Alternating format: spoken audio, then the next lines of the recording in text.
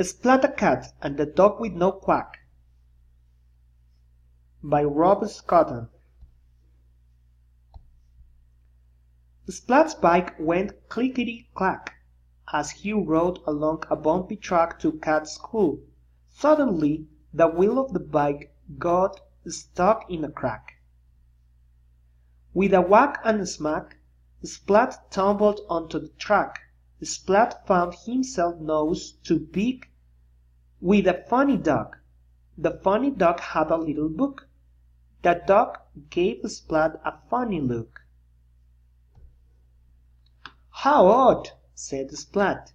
This dog was strangely quiet. "A dog lacking in quacking," said Splat. "That's not right." "Don't worry, dog," said Splat. "You must be lost. I'll take you back to the pond. I will help you get your quack back." Splat picked up the dog with the little book and put both in his backpack. "Take care in there," said Splat, "and don't sit on my fish stick's neck." Splat put his backpack back on, got on his bike, and set off again along the bumpy track toward the pond. Splat's bike went clickety-clickety-clack, clack, clack. Splat stopped by the pond. Here's the pond. And opened his backpack. Dog popped out, looked about, then popped back in again. "Maybe Dog isn't lost," Splat said. "Mrs. Whipple-Dimple will know what to do," and Splat wobbled his way back on the track to Cat's school. When Splat got to the school, he parked his bike in the bike rack shack and dropped his backpack on the bumpy track.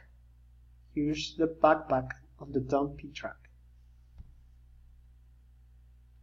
Dog looked out from a crack in Splat's backpack. Dog saw Spike's silly grin and had a panic attack. "Ah!" Dog jumped out of Splat's backpack. "Dog! Dog!" yelled Splat. Where?" yelled Plank. "Looking blank. Too late. Sploof!" The dog with the little book sat on Plank's head. "No quack," said Splat. "No quack?" asked Spike. "No quack?" asked Plank. "No quack," said Splat. "A dog lacking in quacking," said Spike and Plank. "That's not right." "Maybe Dog is hungry," said Spike. Spike took the fish stick snack from Splat's backpack and gave it to Dog. But Dog didn't bite, so Spike ate the fish stick snack himself. "Maybe Dog is sad and needs to be cheered up," said Plank. Plank made a funny face. Dog didn't laugh. Dog didn't even grin. Plank's funny face stayed stuck. I know," said Kitten. This is Kitten. "Dog needs a bow with a little pink dress to match. That will bring Dog's quack back." But the bow and the dress were no success. Dog's beak stayed firmly closed. "Mrs. Whipple-Dimple will know what to do," said Splat. Mrs. Whipple-Dimple looked at the dog. "A dog lacking in quacking?"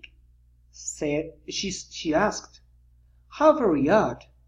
But the answer must be simple," said Mrs. Whipple-Dimple.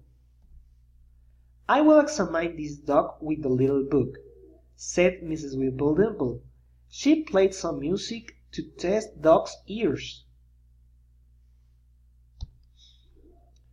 Dog danced a merry dog dance. Dog's hearing is all right. Maybe the problem is Dog's eyesight, said Mrs. Whipple-Dimple. Mrs. Whipple-Dimple pointed to a chart. Dog just looked blank. She looked closely at Dog. I see, she said. But I don't think Dog does.